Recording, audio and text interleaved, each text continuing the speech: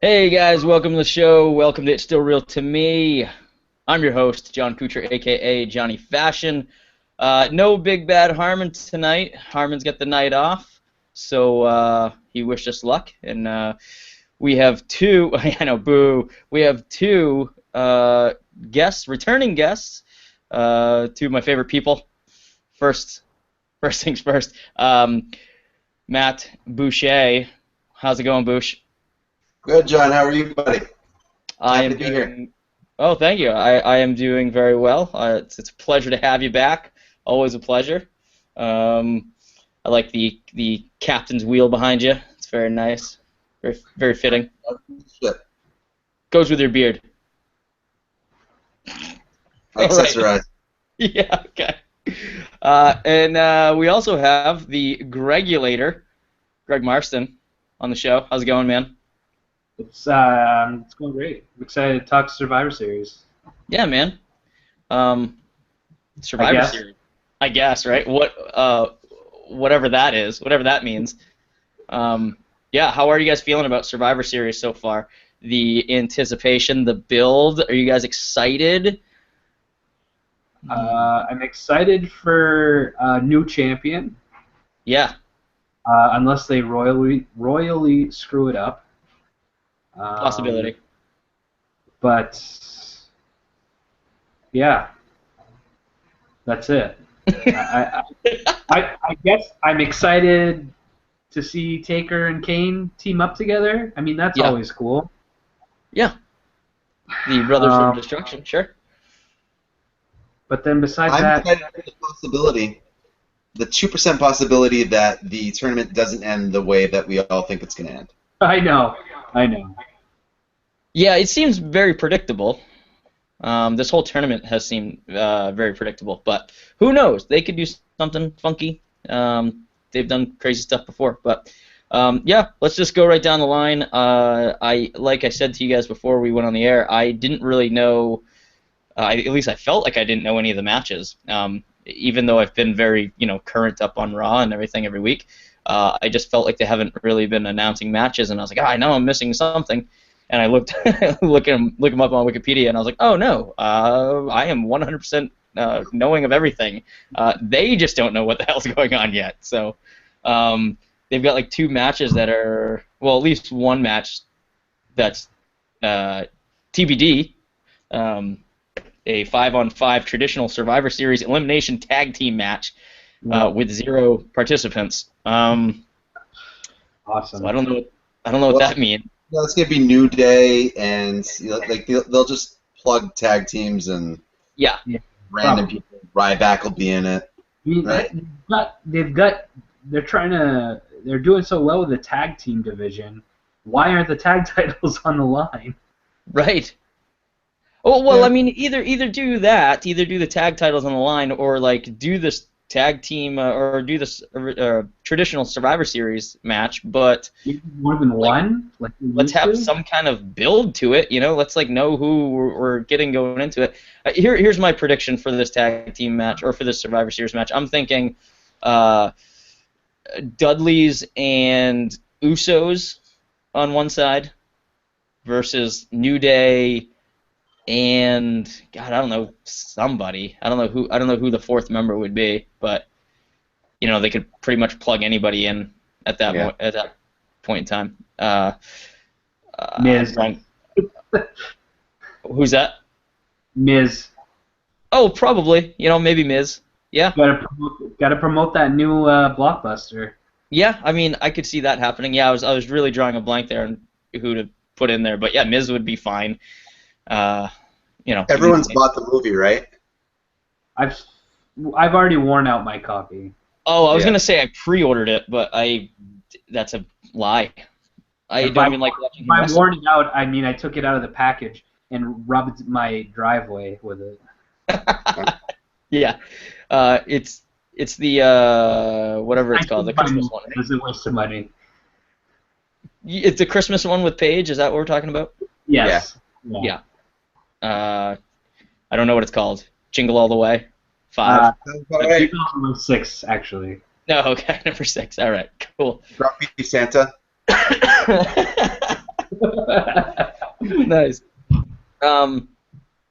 And so basically, with this match, because they don't even know the participants yet, it really doesn't mean anything. It's going to be filler. It's going to be just garbage. I don't know. How do you guys feel about? I was thinking about this earlier because I just mentioned the Dudleys. How do you guys feel about the Dudleys coming back? Real quick, I just wanted to get your guys' thoughts on that. Bouch, what about you? I know you're a big big ECW guy. You know that's where they're from. So what are your thoughts on this? Dude, I think it's great that it's great that they're back. I think they came back at a time where like the Usos are gone, New Day's around. That's great, but it seemed like they tried to really buff up the tag team division, and then like it just kind of got stale. Like I don't even really know what's going on with the Dudleys right now, but I feel like if anything, they're both in the best shape they've ever been in their careers. Like Bubba looks great, Devon looks great. I think it's a great thing to have them back. I just don't think they don't know what to do with the tag team division. Period. Yeah, Greg, what are your thoughts? I agree 100%. It happens every time they try to get behind the tag division, and then it just kind of falls flat every time. And they've got great tag teams right now. I mean, I think there's literally something for everyone, and that, I mean, you're pacifying the old school fans. You got the Dudleys. I mean, and then the old school fans also love New Day. New Day is huge with pretty much everyone, internet community, and then you've got like teams for the kids, like Lucha Dragons are pretty over with, like the kids love them. I want to say primetime players have kind of lost their luster. I mean, I know that I used to like them a lot more now, but they've kind of been pushed to the background. But I mean, the tag team division could be huge right now. They're just not capitalizing on it. New Day, they're involving the tag team champions, New Day, which New Day is one of the biggest things they've got going right now. And they're involving them with other things, which causes a problem to the tag team titles because they're not available to build up tag feuds, I guess. I think No, go for it. I think also, as far as Raws are concerned, I don't feel like we see the same teams week over week. Like 1 week it's the Dudley. Like there's not enough actual tag matches happening. Like there's Raws where the Dudleys are missing. There's Raws where the Lucha Dragons are missing. Like there's not enough stability there for us to get behind any sort of feud, any sort of like gauge on who the up-and-comer is or who the number one contenders are, unless they just tell us that. I think that's where it just kind of falls short. And I don't understand how they can't throw a couple tag matches into a 3-hour event. Yeah, no, I mean that makes sense, and I get it. I think that the Dudleys have kind of, I like that they're back, but I think that they're, I don't know, like their appeal was really shocking at first, and then it went away really quickly. And I don't really know why. Maybe it is because of that lack of stability that you're mentioning, Bouch. But I really, as much as I dislike the guy, I really wanted to see Bubba Ray go out on his own. I really think the guy could, I don't know if it was, big fish in a small pond over in TNA or what, but the guy has the chops, man. The guy, I think, could do it, and I just don't think it'll ever happen in a WWE ring. I think that they believe firmly that his place is just a tag wrestler, and he'll never be anything more. And I feel like that's what WWE does nowadays, is that their tag guys are just their tag guys now. There's no like rockers where one guy excels, like it's just they're not really building any stars out of tag guys, I feel. Like it's like if you're in the tag division, you're kind of just stuck there for a while. Or like your career you were a singles guy and your career is kind of plummeted, and now we'll just team you with somebody, That's what I feel like they use the tag division for, and it's kind of sad because I really like tag wrestling. I think it's really, really good.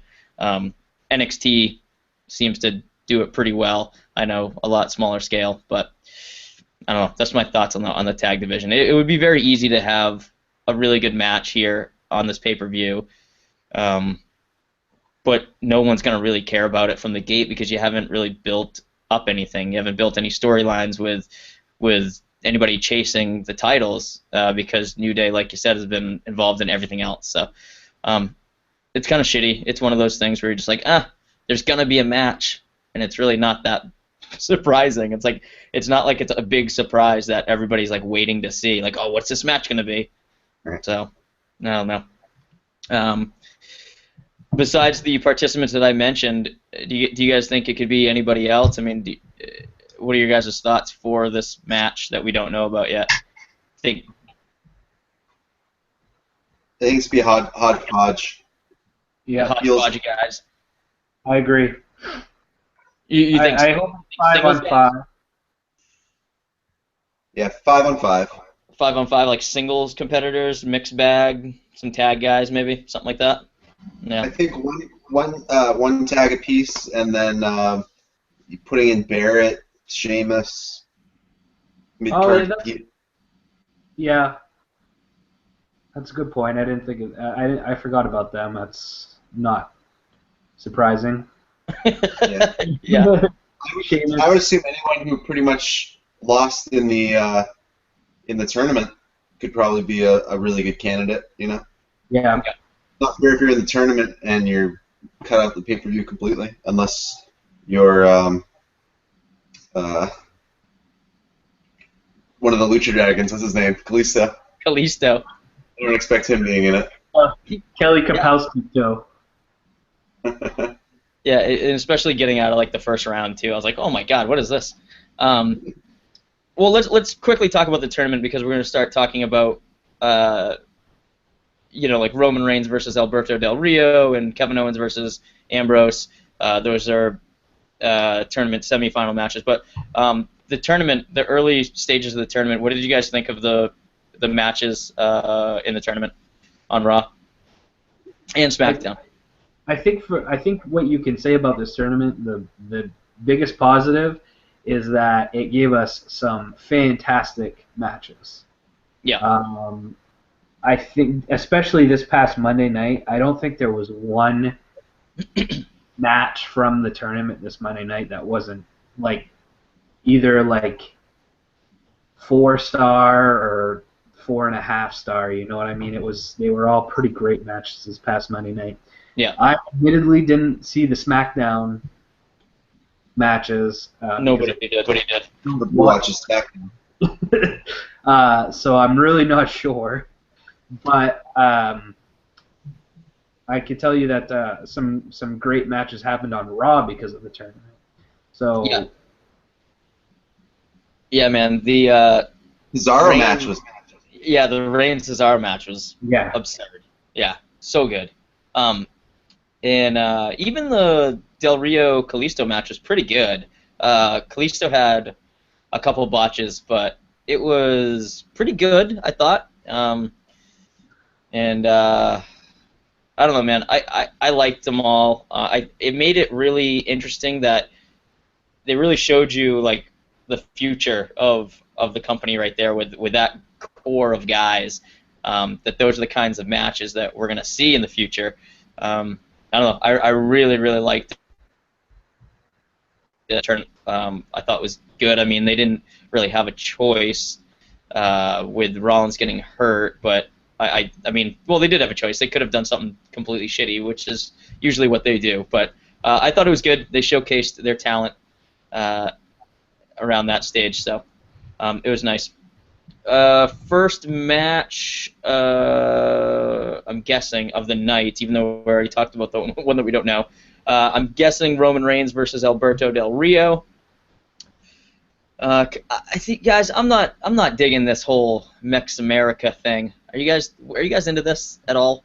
What a freaking train wreck! I This is just ridiculous.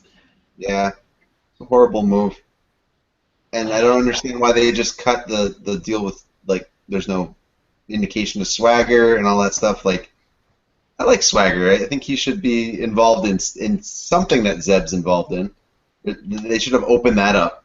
Like that would be a great storyline to bring Del Rio back into if there was some substance there, but instead they just kind of poo-pooed it, and I don't know. I don't get. Yeah, I mean, I don't get. they kind of teased it. He said something to him, but they just didn't go anywhere with it. It was, in classic WWE form. They're like, let's just throw some shit against the wall and never clean it up. It's awful. I like Swagger too, man. I'm a big Swagger fan. Maybe he gets involved in this match and kind of cost Del Rio the match. Maybe I'm giving them a little too much credit for that idea, but I don't know. I'd like to see that. Honestly, my worst case scenario for this tournament is Del Rio winning the championship. Now, I feel from the get-go we're safe from it because he's going against Roman Reigns in the first round.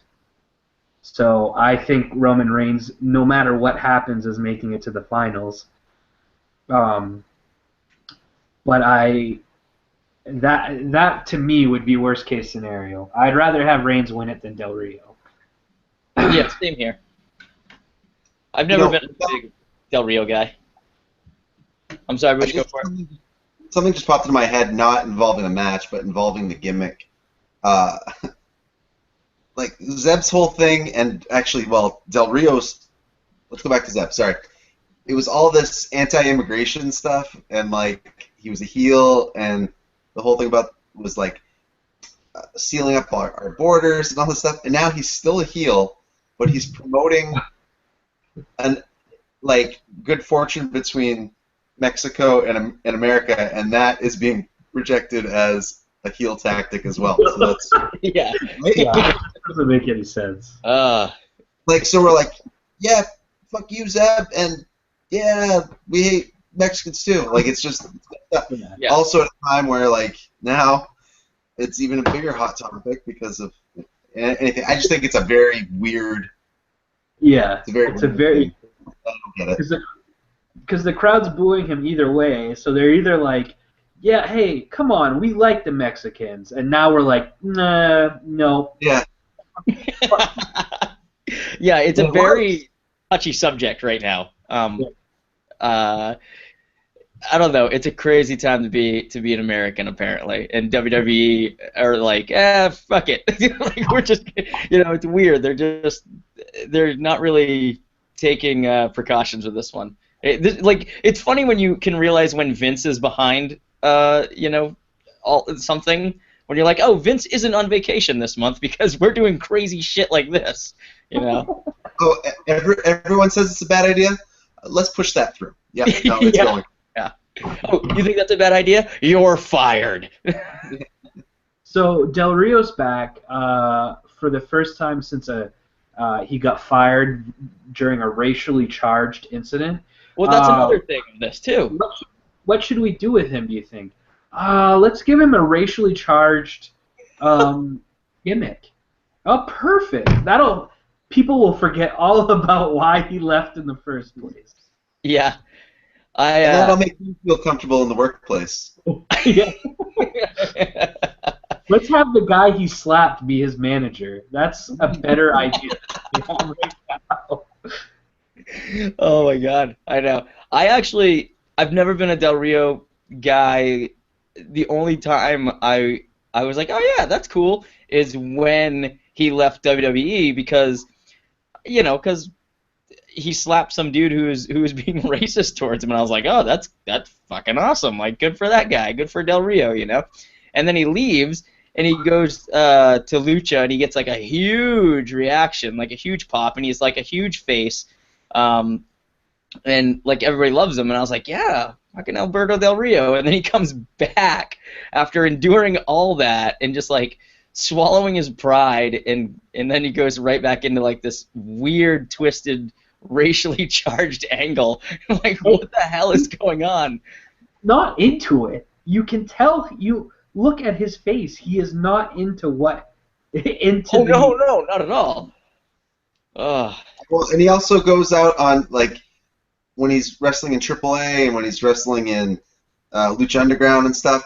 Nothing. None of his gimmick has anything to do with the fact that he's Mexican or that race doesn't come into any factor. He's just a heel or a face actually in AAA. Yeah. But he also left Lucha Underground like hung out to dry. Yeah. Because they're doing season 2 right now, and he was supposed to be their main villain, and he was just like, no, later going back to WWE. So there's some tension there, but I mean, really, if what they should have done is just brought him back to like the cars and like stuff like that. That's all they should have done. it's a great Yeah, gimmick. have you guys noticed that he's wearing his trunks and going shirtless like every time now? Like, I mean, the guy's ripped and the guy's in much better shape now. But even I noticed it like even the other night, like at the start of Raw when they did the like dedication to Paris and stuff. Like everybody's kind of wearing like their merch and like T-shirts and stuff, and the camera's scrolling by and Del Rio's just like shirtless, like flexing his pecs. And I'm like, Jesus, calm down. Like put a shirt on. You're not wrestling right now. Like you're wrestling much later. Weird. But anyway, back to the match. I see Reigns obviously winning this. I'd be shocked if Del Rio took it. My pick for the whole tournament at the start of this was Reigns. I mean, no surprise there. I'm not like, going out on a limb or anything. That's pretty much what they wanted to do with it, I think, at least. So I think it'll be an okay match. I don't think it'll be a great match. It'll be okay for first match of the night. I'm assuming it's going to be early to give these guys time to rest. So, your guys' predictions? You guys going Reigns? Yeah. Yeah. Okay. Sounds good. Kevin Owens versus Dean Ambrose. Talk about a barn burner. This will be, I think, phenomenal. Yeah. It should be. Yeah. Yeah. Maybe this was the first match. I don't know, because this will get the crowd going nuts. This match. I mean, this is going to be like your classic. I guarantee this will be a 5-star match. This will be bonkers. Where do you guys think this leads? You think any shady business goes down with Owens, or do you how do you think this plays out? Because of my final prediction of the tournament, I would say that Ambrose will take this match. I don't see Owens going on. No, neither. Yeah, I agree. It's going to be Yeah, great. entertaining. Yeah. Bouch, what did you say? I said, and I'm okay with that. I love Owens, but yeah, this makes a lot more sense. It does. I really want to see a finals with Ambrose versus Reigns. I think that's gonna sell big time. But I think Owens is gonna put on a hell of a match, and he's gonna really show that he's the main event caliber guy. Like he's gonna be champ someday. I think sometime next year, I think he'll be champ. And if they don't screw him over, but I think. He'll put on a crazy match. And what's that? Has anybody moved faster through NXT and WWE than Kevin Owens? No, the guy's a pro. So, I mean, and that always weirded me out too when they brought in these guys like to NXT that really didn't belong there. Like I felt like he was kind of wasting his time there. Samoa Joe is kind of in the same thing right now. I don't know why he's still down there, but. I think it's just to hold the style. It's like you can't pull a Samoa Joe AJ Styles match. You just can't have in WWE. I think they take that time to really It's gonna be super rare for anybody to just debut in WWE now. You have to go to NXT for some time. There will be exceptions to the rule, but you know, Finn Balor is like he was ready to be on there. Anyway. Yeah. Yeah, well, I mean, I think it's because too, like, there's no really high level competition. I mean, I shouldn't say high level, but I mean, as it pertains to like ratings and stuff, there's nothing that's like, it's not like they have a WCW right there where they steal a guy and they immediately want to put it, like, promote it and put it on TV, like, hey, we got your guy. Yeah. Even the guys that they get from, Ring of Honor who are wildly popular, like, they're still bringing them up through their system. Like you said, Bouch, different kind of style, and then obviously like a rebranding of names or whatever they want to do with them. Yeah, I don't think you're ever gonna see somebody just debut that you just don't know of or haven't heard of from somewhere. It's gonna be you're gonna hear of them someplace. So, and they're probably not gonna be how you remember them. So, but the Owens Ambrose match. My predictions to this is that I think it's gonna be a crazy match, and I think Ambrose gets injured storyline wise, and he has to go into the finals a little banged up, and that's kind of I don't know. That's kind of an angle, I feel. At least that's what I would do with it. What do you guys think about this match specifically? About the finals? No, just about Ambrose and Owens. Like, obviously, we all agree that it's going to be a good match, but like, do you think Ambrose takes it clean? Do you think Cesaro gets involved? Do you think they do anything wacky and crazy like that? I don't see that. I think just a clean finish. Yeah. Honestly, a lot of near falls, some false finishes and stuff like that. But I just see a clean pin.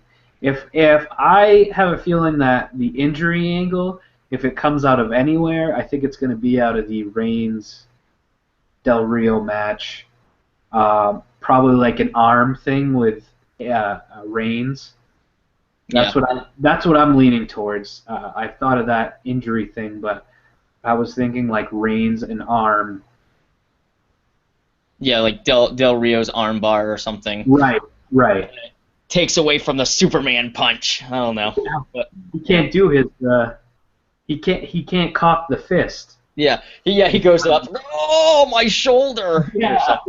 No, he goes to like charge it, and he's just like, oh. Wah, power low. Oh man.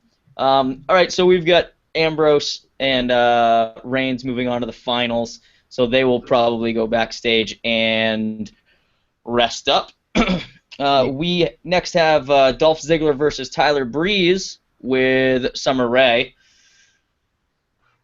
Gentlemen, okay. Summer Rae. Summer Rae's looking good nowadays. Yes. Sure. She's doing very well. I like that they are getting her more involved, and that they're kind of, they're moving her along, because she could have just fallen off again, like into oblivion after the Rusev stuff. So. Yeah, she's not a good wrestler. But she should be a valet, and that's fine. Right. And we need valets. Keep that going. She can be involved in storylines. She doesn't have to wrestle. We have to get over the fact that not every woman has to wrestle now. Right. Yeah. I mean, Paul Heyman's not a good wrestler. Nope. Well, I don't know about that. Well, I guess it's up in the air. But interesting match here, Breeze versus Ziggler. I've been anxiously waiting for Breeze to get called up, and he finally did. He had a really good debut, I think, with Ziggler. I'm still kind of nervous about how his whole character is going to transition, because they don't seem to really have done much different or made it any bigger. It seems kind of still small stagey. Yeah, like I feel like they have to tone parts of it down. Yeah. Do you think?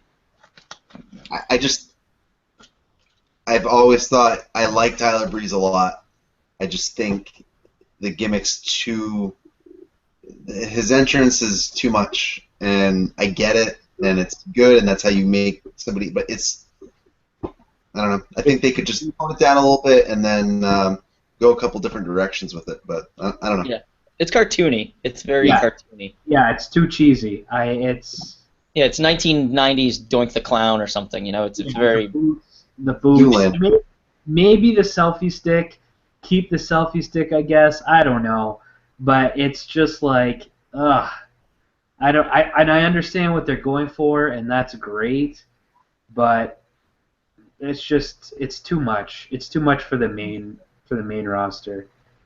But I think you got to keep that rolling from NXT to his debut, and I think this is good. Like, it's good to show him off like this, but then I feel like the natural progression is to focus more on his heel persona, his really strong in-ring skills, and I think he'll do just fine. But I just can't see every fucking Monday night him taking 5 minutes to come down to the ring with the stupid smile thing, that stupid stare. I don't know. Yeah, blue steel. Yeah. It got old in NXT. It's gonna get old. It's already old now. So Yeah. There's only two gimmicks that would transfer over from NXT, and his is not one of them. So. Yeah, it's funny. I think gimmicks that kind of come from NXT, like it's pretty rare that they're gonna work. I feel like NXT is really gimmick heavy, and then the main roster is not. Like the main roster is like very reality kind of based. I mean, it's called the reality era for something. But the Wyatts, I think, are really like the only kind of gimmicky, I guess, kind of thing that really has transferred over pretty well. And that's just because everybody kind of really likes that dark kind of side thing, like Undertaker-esque thing. So, but yeah, anything with cheese, man, like this, I don't see it going over well. But you look at the other people that have come along. I mean, the Shield, they weren't really too gimmicky. They were pretty real life, just badass. All the divas that have come up are they're just divas. They don't have any funny thing about them. I don't know. But how do you think this match goes down? Oh, what's that, Bouch? Finish. That's a big deal because he was using the super kick and the spinning wheel kick. Now he's using the kill switch. Yeah. Cool. Yeah, I saw that. Like in the last couple matches on NXT, he was using it, and I was like, oh, that's interesting, new move. And then he got called up. So that's pretty good. I like that. I wasn't thrilled with his whatever it was called, like the spinning heel kick or whatever, but I can't remember what he called it. Beauty shot. Oh, is that what it's called? Yeah. Something. Yeah, I mean, it seems like a pretty basic move. It didn't have too much impact, so as a finisher. But the kill switch is cool. I don't know who to go with on this one. I mean, you see Ziggler get buried a million times, and you can see Breeze be the hot new thing and kind of get a small push here, or you could see it go the other way, and I feel like this will be pretty critical of Breeze's career. I mean, he can't just come in here, lose, and then, like, why even call him up? He's the next Adam Rose now. If you're going to call him up and then just make him lose. What do you guys think? I say Breeze by outside interference. Yeah, with Summer? Yeah. I say Breeze clean. Well, all right.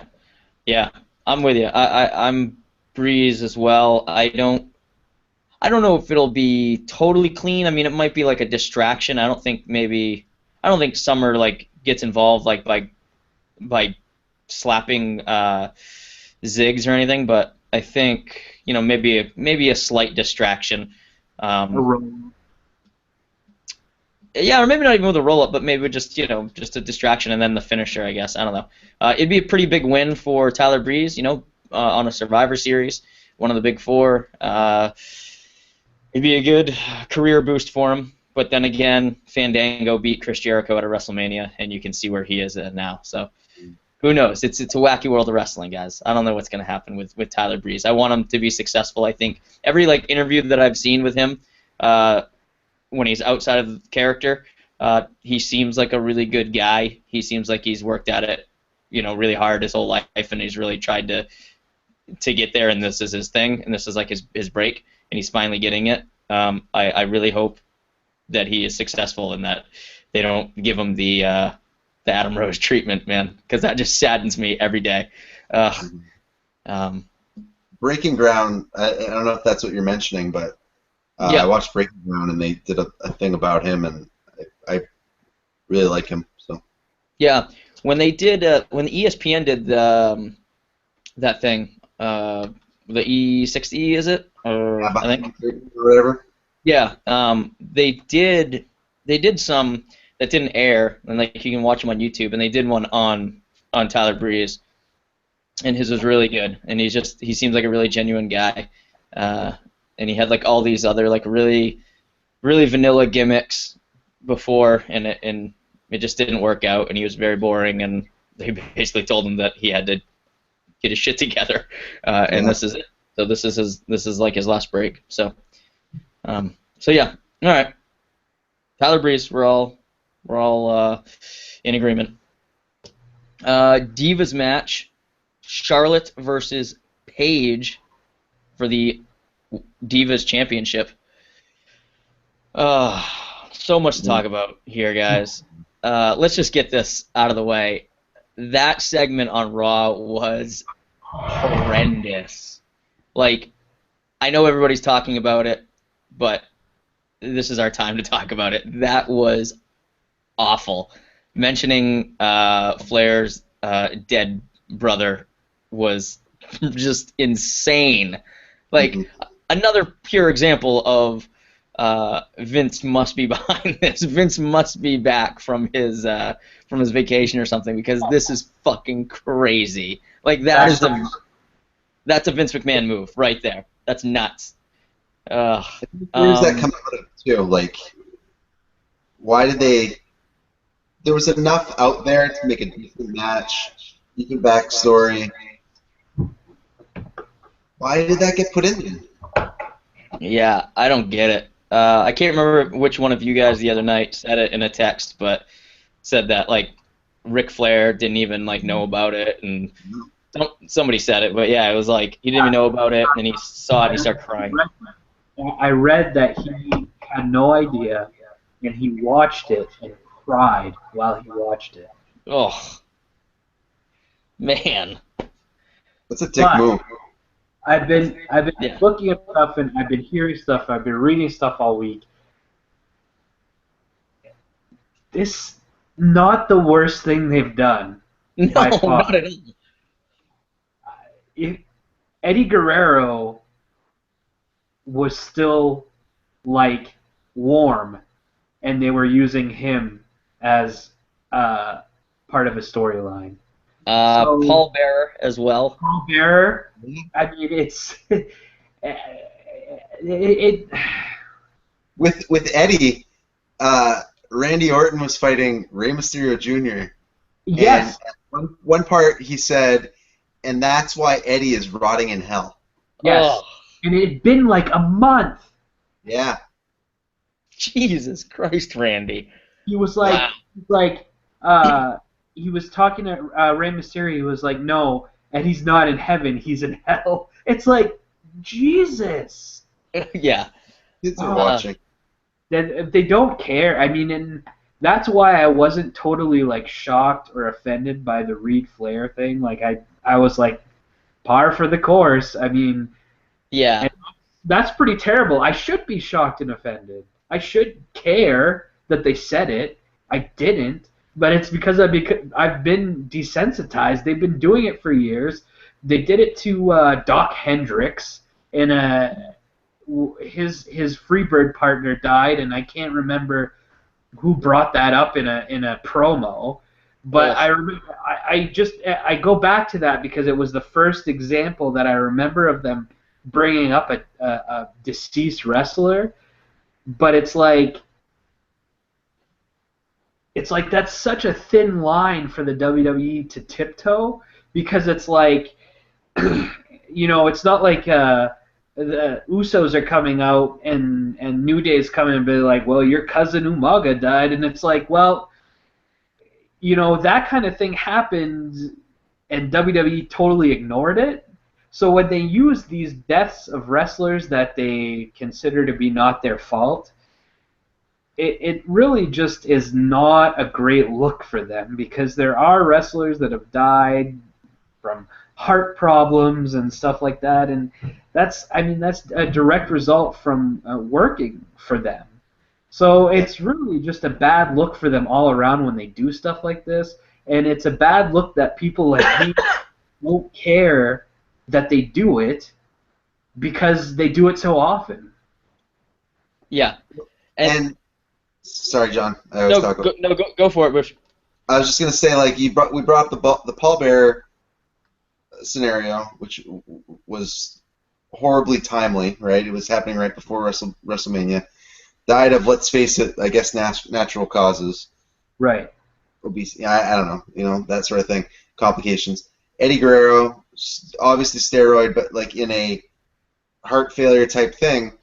I'm not saying that there's different levels of that makes this okay to do, but also you're also putting a spotlight on something that was really, like, he died of a heroin overdose, and like that was hard for the family to accept then. You know what I mean? Like I feel like it's a different level in all of this horribleness too. Like it really brought out the fact that not only is he dead, but he had poor character, and that I just feel like there's something to be said about that. Like when she made the comment, when Paige, and I'm not blaming Paige. Like I don't think she's the one to be cast out in this thing. To be honest with you, I think it was Charlotte's idea. If I'm being 100% honest, I don't think it was the writers that came up with that. I mean, I'm sure the writers thought it, because the writers suck, and I'm sure that's always on their mind. They're like, well, I don't know what to do. Well, let's make fun of a dead person. But yeah, I think you're right. I can't imagine that. Yeah, I mean, I don't know, man. Like, I read that as well, that it was Charlotte's idea. That's like WWE's defense right now, is they're saying that it was Charlotte's idea. Man, like, if that's true, like, come on, Charlotte. Like, what the hell are you thinking? Like, I can't even imagine that. Like, I know that you're in character and you're living the very kayfabe life, of a wrestler. That you're trying to bring that back, or whatever you are. Oh, I have respect for the business, whatever that is. But it's like, man, it's so close to reality. I can't imagine doing that. I just can't imagine selling out like that, selling someone of my family out like that. It's just, I don't know, man. It really rubbed me the wrong way that she would even agree to do that. And then this other point I wanted to bring up too, like minutes later, they do they have like this the announcers they pause for a minute and they have like this very serious. We just want to let you guys know that we're gonna remember Nick Bockwinkel, and he passed away. It's like, until next week. Yeah, like, what the hell are you guys talking about? Like, you guys were literally just making fun of, okay, first of all, like, Nick Bockwinkel hasn't been mentioned in WWE in, I don't know, 30 years, like, it just doesn't make any sense. Like, they're just all of a sudden gonna turn it, when you have members of Reed Flair's family, and Rick and Charlotte, like, they're working for the company, and like, oh, let's throw a jab at him. Like, oh, come on, that doesn't make any sense. I don't know, I just found it really, really disturbing that they're gonna make fun of him, and then 2 minutes later have a really serious moment about Nick Bockwinkel's death. It's like, okay, well, whatever, guys. It's really silly. One thing that doesn't have anything to do with this match, but I thought was kind of, like, I was thinking it through, but how they did the Paris, they dedicated a moment of silence for Paris. Yeah. Did you notice how deathly quiet it was? Like, I feel like they definitely just unplugged the audio or, muted it, because there's no way that many wrestling fans wouldn't shout out something inappropriate. Oh, Yeah. probably not. Yeah. Right? They couldn't But- even go through. They couldn't even go through the beginning of a Packers game without somebody That's why. shouting something. Packers and Eagles game both had like people yelling racial slurs through it out. I just thought, I noticed when they said, and now let's have a moment of silence. I could hear like the mic thing get pulled, and it just went. Yeah. Where were they too? I can't remember. Where were they this past week? Who's Do that? you guys know? Do you guys know where were they? Where was Raw held? Oh, I can't remember. I didn't know if you guys knew or not, because that would determine if something was going to get yelled out. They were in Mississippi. Yeah, they were in Alabama. Something would have been said. But anyway, back to the match at hand. Let's talk about this match. I don't know, guys. I've kind of fallen off the Divas bandwagon here. I was pretty high on it for a while, and I think they really destroyed and overused this Divas Revolution thing. I was really excited when Charlotte and Becky and Sasha came up, but I hardly ever see Sasha anymore, and just too much Charlotte and too much Paige. I know you guys love Paige, but man, I don't know. It just don't. I don't know. It's not really a match that I'm like looking forward to seeing.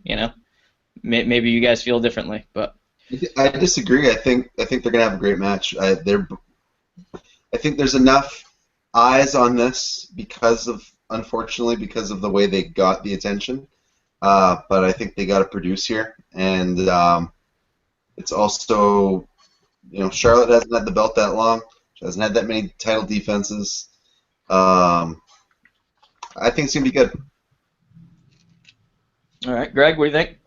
Well, one thing that can be said about this match is even before it's happened, I can probably tell you that it's going to be the best Divas match of 2015, best pay-per-view. Oh yeah. Best WWE pay-per-view match of 2015. There you go.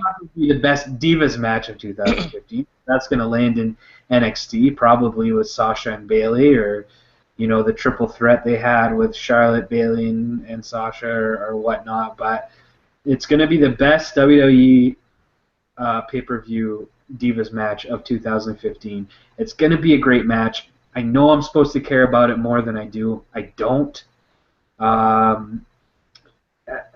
Just they picked the wrong two to start this off.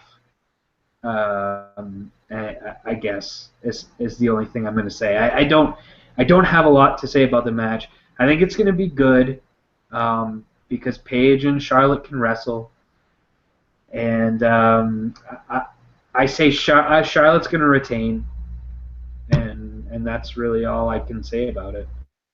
Yeah, I agree. I think Charlotte will retain.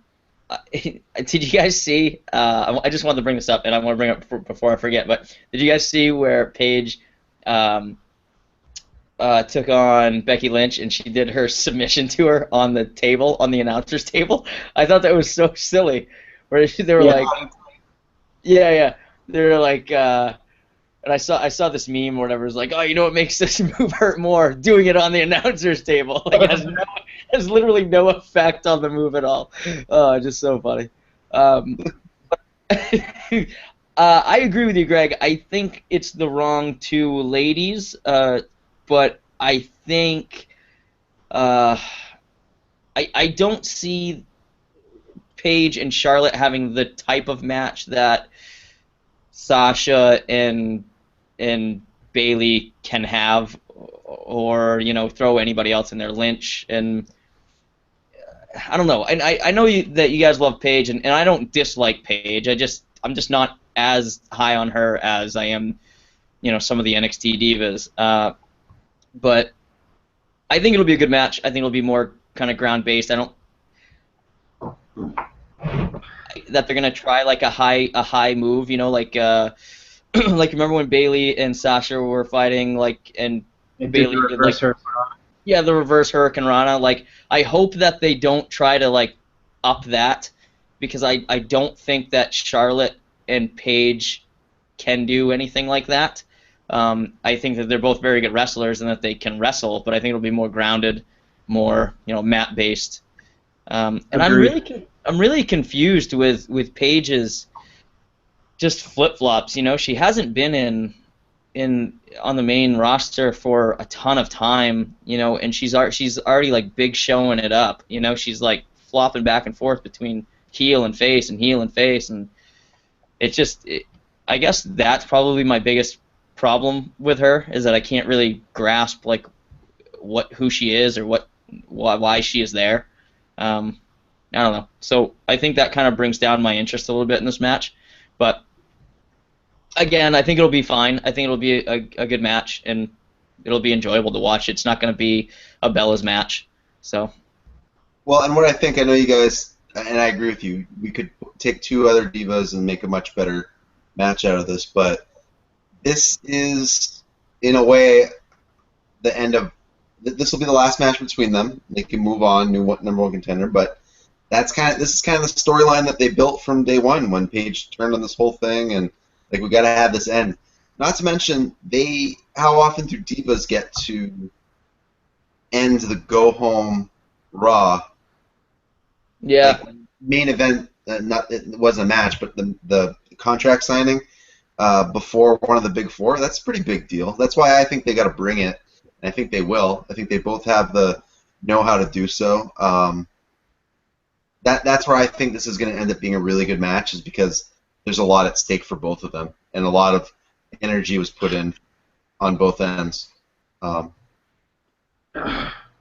You know what though? They main evented Raw, and then they just friggin' ruined it by bringing up the Reed Flair thing. Well, I know. They took it a step. They want to be more like, they want to give it the same legitimacy as the men, and they did that by making it the main attraction of Raw. And then they wanted to bring the ugly part of bringing up a dead person like they have in the past with men's storylines, and I don't even really know anybody that likes that. I've never liked it when they've done it with anyone else. So, I don't know why they keep doing it. Like, well, I think it's kind of like what we were all texting about the other day with like the shock value. It's like it's easier to just quickly go, we'll shock the fans and leave their jaw dropped, at the end of Raw by mentioning Reed Flair, or But instead, like, just create a compelling story and make me want to watch that match. Make me want to see that segment because they're interesting characters and they have a good feud going. Like, not because they might mention somebody's dead brother. Like, that's just ugh. Like, nobody likes that. I agree with you, Greg. Nobody likes that. Yeah, I don't know anybody. I mean, the 5 of us that are in that text group, the group text. Yeah. I mean, we all were pretty much in agreement that was not great. Yeah. And I don't know. I just don't think anybody was like, oh, that was really edgy and cool that they brought up the dead heroin addict. I'm so glad they brought that up. That was. I almost forgot. Wanted to mention that, guys. Oh man. All right. So, what's that? I said, yay heroin. Oh. Nobody likes that. Oh, Don't do drugs, kids. Bye, everybody. So we're all going Charlotte retaining. I'm assuming. Yeah. That's, I believe, if I did my math correct. So then we have Brothers of Destruction, Undertaker and Kane versus the Wyatt family. I'm assuming Bray Wyatt and Braun Strowman is who they have here on the Wikipedia. Strong Broman. I can't say it the other way. I always think of Strong Broman now. Yeah, since we went to that house show, and I said Strong Broman like 100 times that night. I couldn't say Braun Strowman the other day, like or afterwards, without really thinking about it. I still pictured Dusty saying, "I hope you make $40,000 a year." Yeah, Dusty was great that night. I think what we found out about Dustin that night is that he is a really big Roman Reigns fan. I think let's not be too hard on Dustin. I think we all at the end of that night became really big Roman Reigns. Oh, totally, totally. We bolted to the front, and we're like, oh, I hope we get to touch him. Yeah. Yeah, I got a high five, and I like didn't wash that hand for like a whole 10 minutes. Yeah, it was a really sweaty high five. It was sweaty. His hair was so wet. Cold. Yeah. Ramen Reigns. What's that? I said ramen Reigns. Nah. So. All right. Ramen Reigns. Okay, this match, guys. Why didn't they just turn this into a 4-on-4 Survivor Series match? Like, Matt doesn't make any sense. Matt and I had this exact conversation on Monday. We were like, "Oh, well, you have a team of 4 people already. You don't have to put them together. Why don't you just put people with Undertaker and Kane?" I mean, I guess it is tough. Like, who would they put with? Who do you? You know, it's cool that the Brothers of Destruction are back together. So who put with them? Not to take away from it. I don't know. I came up with a suggestion. It's better than a straight tag match. I came up with a suggestion. Just by the way, I honestly thought they might have been setting it up by the way that JBL was reacting to the to how the Wyatts were beating up on the Undertaker, and they were like, he was like, "Oh, it's so disrespectful. He's a legend," and I was like, APA. That would have been awesome. Versus that the would Wyatts be cool. at Survivor Series. Well, not even APA. I guess it wouldn't even be APA. It would be straight up acolytes. The acolytes. I didn't even think of that. Yeah. Paint those signs on their chest. It's perfect. Yeah. Ministry of Darkness. Bring back Midian as the 5th man. And then who? And Naked Midian. Oh, Naked Midian. Yes. Wow, I haven't thought about that guy in a very long time. About him nightly. Oh, I'm sure. Wow. Gangrel. Gangrel. Direct porn. Is this Onyx? I haven't heard that freaking ever. That's right. You guys have a fun Gangrel story. Feel free to tell it if you want. Who doesn't? Yeah. Who doesn't have a fun Gangrel story?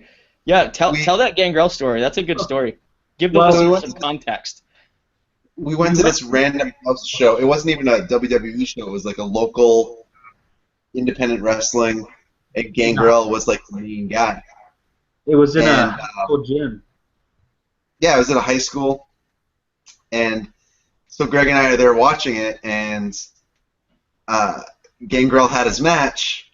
And then later on, he came out, and he stood next to Greg and I, and he looked at us, and he's like, "Hey, what's up? Hey, you guys enjoy the show?" And we're like, "Yeah, man, we're big fans." He's like, "Cool.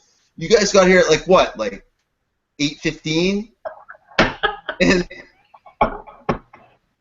like he remembered when we walked in, and Greg and I just started laughing, and then he kind of like started listening to someone's entrance music, and he's like, "Wait a second, is this Onyx?" What? Oh man, I haven't heard this in like for friggin' ever. That's what he said. Yeah.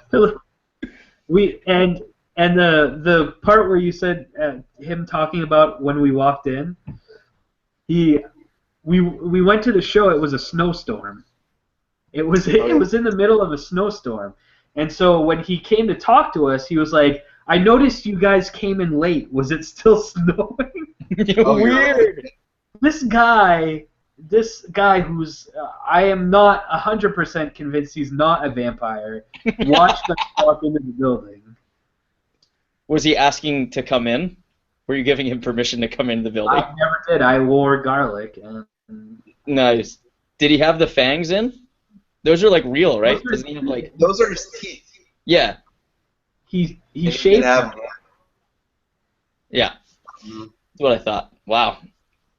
That's great. Nice a gangrel story. I love Yeah. that.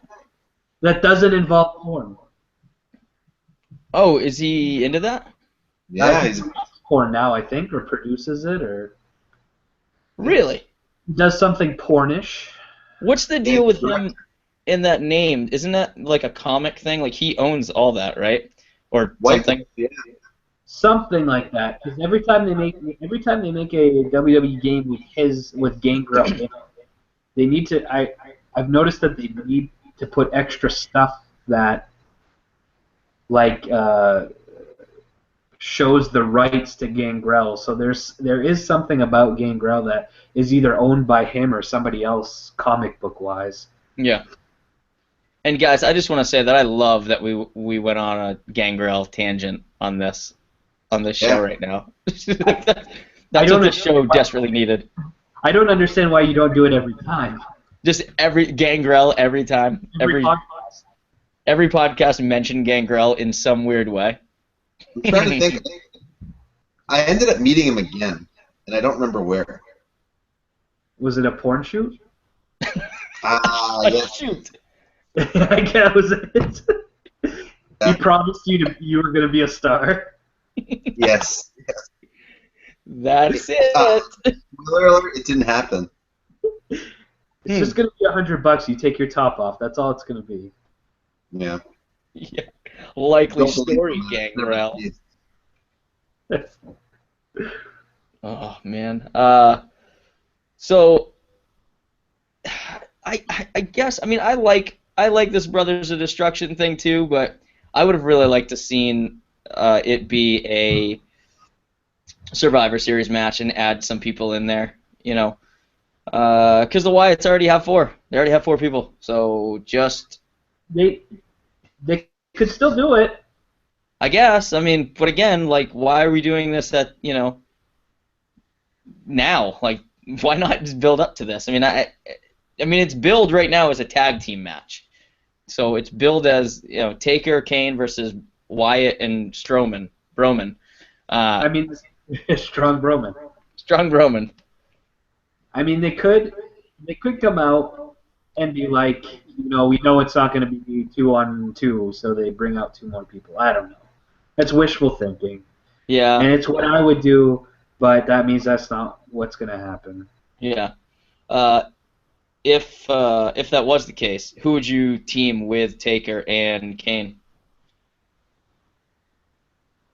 If not the APA, then probably the Dudleys, because they were around at the same time. I think it makes sense to partner them. That makes sense. I wouldn't mind seeing Dudleys versus God, I don't know. It seems like Rowan and Harper would be like the tag team of the Wyatts if they were to like go for the belts or something. So that would be a nice little feud, Dudleys and them. I guess. I don't know. Again, kind of see my previous thoughts on the Dudleys, but Yeah. I think, whatever happens here. See, I want kind of like both things to happen. I like Taker Kane thing. They should probably win. Taker, this is like his 25th anniversary of Survivor Series. There's a lot of substance there. But then again, like, how many times can we see the Wyatts lose and still have it be credible? It's they really, WWE really puts themselves into a corner here with the Wyatts like every time, and I don't know where they're going to go with it. Bouch, what do you think about that? Who do you think is going to take this if it's just a standard tag team match? Oh God, I think I could argue both ways because the Wyatts need to friggin' win. Yeah. But I feel like at the same time, bringing back the Brothers of Destruction, having the Undertaker on a roll, or not on a roll, but like having him back 25 years, I gotta say I'd rather go to the Taker and Kane. The Wyatts are used to getting their ass kicked. Yeah. I'm But gonna Yeah, go. I'm kind of with you. Greg, what do you think?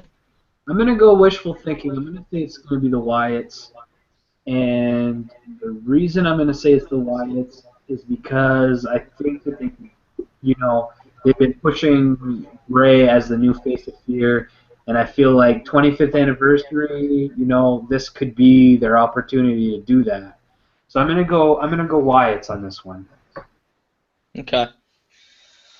Yeah, I think again, I think it can go either way, but I think I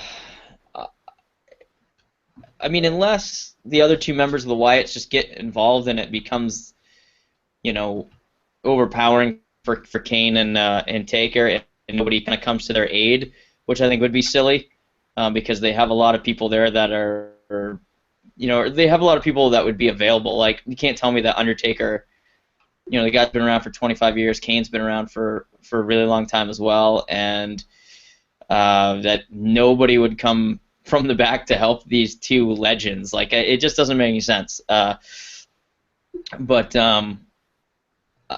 I kind of feel like it'll be Kane and Taker taking the win. Again, kind of like what Bouch said, like Bray and his gang are kind of used to getting beat, and it's proven that it doesn't hurt them too much, I guess. I think it kind of does because it makes it not believable, but they've kind of ridden this out for a while now, and but then again, I don't know, man. Like, I'm not saying like Greg. I can totally see it your way too, like being the 25th anniversary. I don't know. I guess it's kind of up in the air, but I don't know. The match itself, I think, will be okay. I think they'll. I think Taker's in good shape right now. Bray can carry a match. I was pretty impressed with Bray in the Roman Reigns feud. The matches that they had were really, really good. So I think the match will be fine. It won't be like a barn burner, but I think they'll do the greatest hits kind of thing between Taker and Kane. The double choke slam that we've been seeing week after week. They'll do maybe a last ride somewhere, couple tombstones. I think it'll be entertaining for sure to see Brothers of Destruction back again. And I definitely think some shenanigans, some Wyatt lights go out. There's gonna be some stuff like that. Yeah. I thought it was kind of silly how they were like, how the lights went out on Raw, and then when they came back on the, what are they called there? The guys with Taker. The Druids. What is it? The Druids, yeah, the Druids, yeah. They like they turned on Taker like Cole screaming, "Those Druids have been with Taker for 25 years. Like, their allegiance is tested." It's like, oh my god. No, that was definitely Zack Ryder. Yeah. Oh yeah, right. Yeah, I was looking at it. I'm like, who is that? Okay, that's Kalisto. That's Ryder. Like, where are these guys? Who Primo, Epico. Yeah. Yeah. Fernando. So.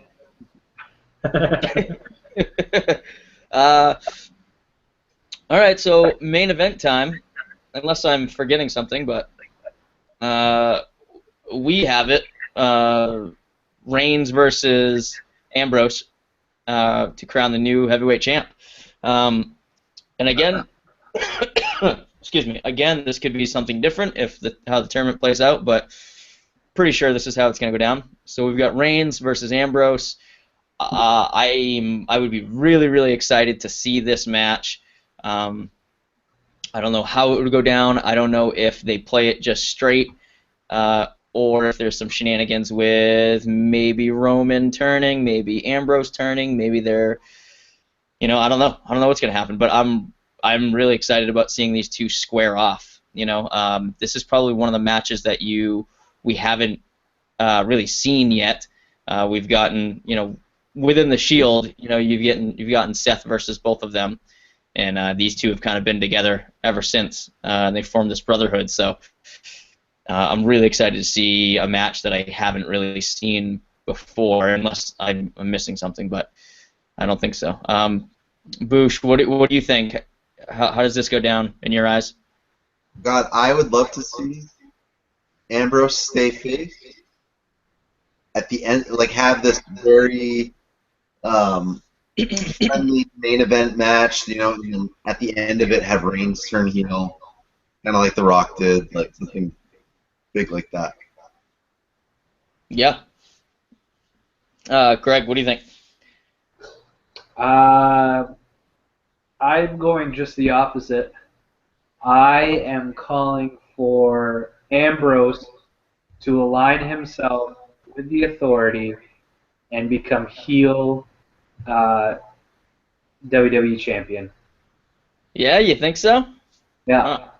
and that's 2 matches in a row. I'm putting a lot of faith into creative, but that's my prediction. Yeah. See, I lean more towards Bouch's side. I think Reigns is the guy that turns, and Ambrose, I think, is just that guy who I think I said it last time on the podcast. I don't think he would make a very good, like, really sellout kind of heel. Remember when Austin kind of did it with McMahon back in the day, and it was really lame and really hokey, and nobody really liked it. I think Ambrose kind of has that same appeal where he is, the crowd's gonna love him if he does dirty shit or if he just plays it straight. He's a lunatic fringe. They're gonna cheer for him. I think he'd be really watered down under the tutelage of Triple H or the Authority or whatever. I think that would be really, I don't know. I wouldn't buy it. But I would really buy him as champ. I would really like to see him win this. Reigns, I think, will win it. I think they'll give it to Reigns. I think it's kind of been in the plan the whole time. But I really want to see Ambrose take that. And maybe Reigns turns or they kind of tease it or something happens. But and that would be a really good feud moving forward, I think, with Reigns as heel and Ambrose as face. I don't know. I think that Ambrose probably sells a shit ton of merch in his current character, and gets a big pop in his current character. I'm guessing. So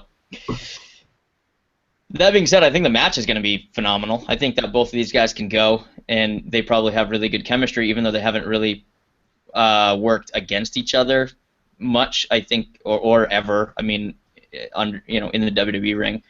I think that they're very comfortable with each other, so it'll probably be a really, really good match, hopefully. What do you guys think the match quality is going to be? I think it'll be great.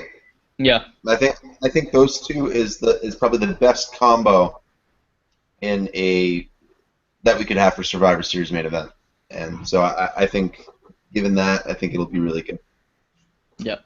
Agreed. I think it'll be entertaining. I don't think the quality is going to be as to be expected, but I think it's going to be entertaining, and I think it'll be a good draw. I think it'll be a good indication of where they're going from there, and the feud I think will continue. One of them's got to turn heel. If neither of them do, it's really, really bad decision making on their part, because who else have they got heel wise? So yeah, Greg, excuse me. Yeah, I don't. Greg, Sorry, Bush, go for it. What does Trixie think? Who's gonna win? He agrees with me. Oh, of course. Okay. Trixie the cat. Yeah. No, you make a good point, Greg. I don't know who else they have. I mean, at that heel level, Del Rio, I guess, is probably the next guy. Owens is probably the next guy. But I think they both hold mid-level belts, so they're not really considered up there yet. They've got guys kicking around like Big Show that they'll probably use at some point. Like, no, I mean, I know, and we hate it. We hate that idea, but that's where he always fits in. That's Right.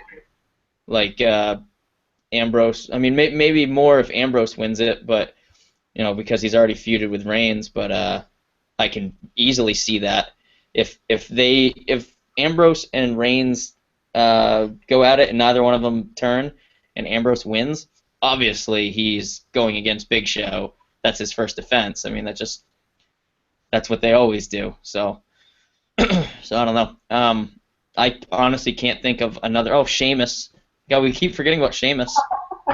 Yeah, that's, and I said that a while ago, and I already forgot that I said it, which shows just how important he is as Money in the Bank holder. They could do face Reigns, face Reigns, face Ambrose. One of them wins, Ambrose, and then Sheamus cashes in. Yeah. Which would suck. He's one of the stronger heels out there, though.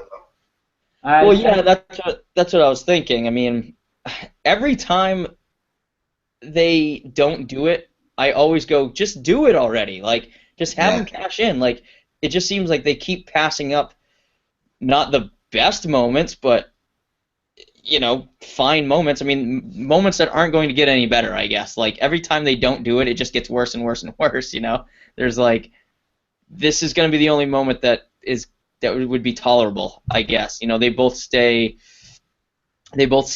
face, and Sheamus walks away as the heel champ, and just leave it at that. And then whatever they do after that is fine. But yeah, it was funny. I literally just thought of him when I was trying to think of other heels in the company. God, I hope he doesn't have a successful cash in. Yeah, I don't know. I think he's a big enough player that they're not going to let him just walk away without it. I guess. I'd be okay with it. All I think about is Zoidberg now when I see him. So. That's good. I can't think of anything else that they would do if they were going to keep both of those guys face. And I mean, and you got to think it's Survivor Series. It's a big pay-per-view. Like, why wouldn't you have your Money in the Bank winner there? Like, to do something. If he's not in that other match that we don't know about yet, he's got to be doing something. With that briefcase, like, do something towards the championship. He's got to be involved somehow. Like, they've already kind of written that in. So, just get it over with. And what better time than now that your champ just got hurt? Like, that cash-in is going to happen eventually. So why not just have it be now? You could do like Rollins and just make it a triple threat. Yeah, I'm not thrilled about that, but yeah. But you know what? Could do it. He moved out because the opportune time would have been when, in the match that Rollins Yeah, why would... Yeah. Unbelievable. Missed opportunity, Sheamus. Where were you? Mine says 2020. He was putting the hawk up. He was respecting the hawk. So. He was changing his beads. His beads. Yeah. Oh my God. All right, guys. Well, on a scale of 1 to 10, how do you guys think this falls down as a pay-per-view, as an absolute watchable pay-per-view? 10 being the best, 1 being the worst. 6. 6. Bouch, what about you? Yeah, I'm not expecting a whole lot out of this, to be completely honest. I'm gonna go with a 5. Oh wow! Yeah. Mine was a soft 6. So. Yeah. Nice. I'm really not that drawn in. Yeah. There's like 4 matches announced. Yeah. Nothing's like announced for the pre-show, and nothing's announced for like. What's that? It's happening in 2 days, and we don't even know. Yeah, it's crazy. Yeah, I've never seen anything like this. Natalia versus Sasha Banks was going to be a pre-show match, and they just canceled it. Why? That's a fine match. I'd watch that. I'd watch that all day. They just confirmed it would not be happening. No explanation. Awesome. They're gonna fill that spot with R-Truth versus Sin Cara. I have no idea. It'll just be 20 minutes of Corey Graves' aggressive announcing. Yeah. Just Corey Graves parting his hair for 20 minutes. 20 solid minutes. I'd watch that. And Renee Young just asking questions like to Booker T, and Booker T just fumbling through it. But I would watch that. That is better than watching Zack Ryder matches. Yeah, that's really entertaining. Why don't they bring up like NXT guys to do like the pre-show matches, or something? Maybe because they don't even have matches for guys like on their lower card. They have so many good guys on their lower card that they should be getting matches too. Like you can't tell me that that Stardust shouldn't be on this pay-per-view. Like Stardust is so fucking good, and he's just nowhere to be seen. Pisses me off. Barrett too. Barrett is just nowhere to be seen. I mean, he might be in that match, but I don't know. Like, getting a little off topic here, real quick. But Greg, you said you watched Table for Three. Watch the one with him and Sheamus and Regal. It's really, really good. Regal basically outs all three of them and is like, we could possibly be the three worst King of the Rings of all time. And Barrett is like, yeah, I don't think I've won a match since I've won King of the Ring. It's perfect. It's like spot on. But anyway, that's another guy, man. That's a guy that should be near the top. And you'd hate to think that with one guy, with Seth Rollins being out, that there's all this opportunity for other heel superstars, but I mean that's only one spot. But I'd like to see them give more opportunity to guys like Barrett, like Stardust. There's just all this opportunity, and these guys can put on really good matches, and they're all really good on the mic. I just don't understand what's not getting them there. I don't understand what is holding them back so much. Especially a guy like Barrett. I mean, the guy's just got everything. He's got the look. He's got the mic chops. He can wrestle. He's just he pissed somebody off along the way somewhere, and he's just not getting there. I don't know, but I thought in his Nexus days, I was like, this guy's gonna be a future world heavyweight champ, guaranteed. And it just never happened. So that was 6 years ago? Yeah. So, I don't know. Well, fellas, I too, I give this a 6, and that's a very, I don't know, forgiving 6, maybe. I don't know. I give it a 6. I don't think it'll be anything crazy special, even though it should be, because Survivor Series is one of my favorites. I remember having the Survivor Series where the Undertaker debuted taped on a blank VHS tape, when I was a kid, and I'd watch it when I played hooky from school, all the time, and it was amazing. It's great. So Survivor Series always has a special place in my heart, and especially when it comes to Undertaker. And I just want it to be better. I want it to be good, and I don't think it will be, unfortunately. But that's what we get. They used to build up the traditional Survivor Series matches. You had the groups feuding before, and yeah. Well, I guess I've never really liked it since they've changed the whole format of it. It used to be nothing but Survivor Series matches. It didn't matter if you were the champ or whatever. That specific, I'll just reference that specific Survivor Series because I've seen it over 1 billion times.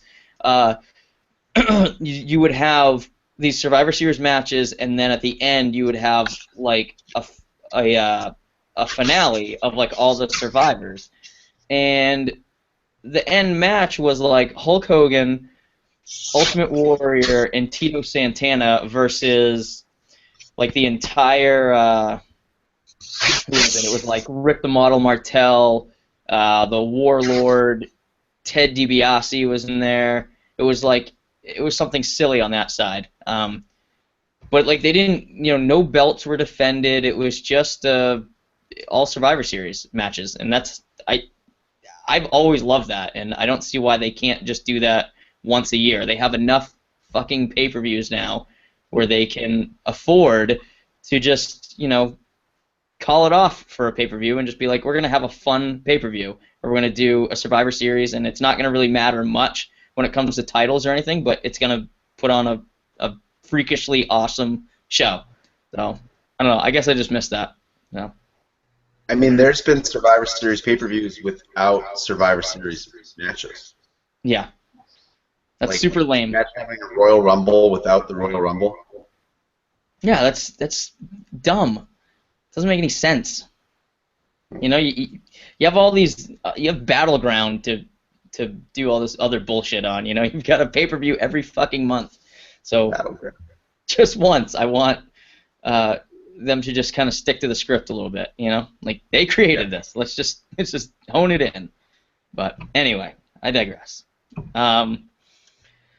Any other thoughts on Survivor Series? Sorry, I got a little heated there. Sorry, Bouch is laughing at me. No, I'm agreeing with you. Yeah. Any other thoughts on this year's Survivor Series upcoming in 2 days? I have none. None. I'm preparing myself to be disappointed, I guess. Likewise. Yeah? All right. Looking forward to TLC. Yeah. Yeah, there you go. Yeah. Cool. All right, well, thank you guys. Thank you so much for coming on again, and you guys obviously are welcome back anytime. I always love having you guys on. And you guys want to plug yourselves on Twitter there? Do you guys have to get out your phones and your Twitter handles? Check with my Dude, Twitter handle. I'm ready to go. All right, bring it, Greg. Where are you at on Twitter? At Regulator85. It's as cool as it sounds. Nice. Yep. Bouch, go for it. What do you got? And I can be reached at the_real_Bouch. The real Bouch. Changing that.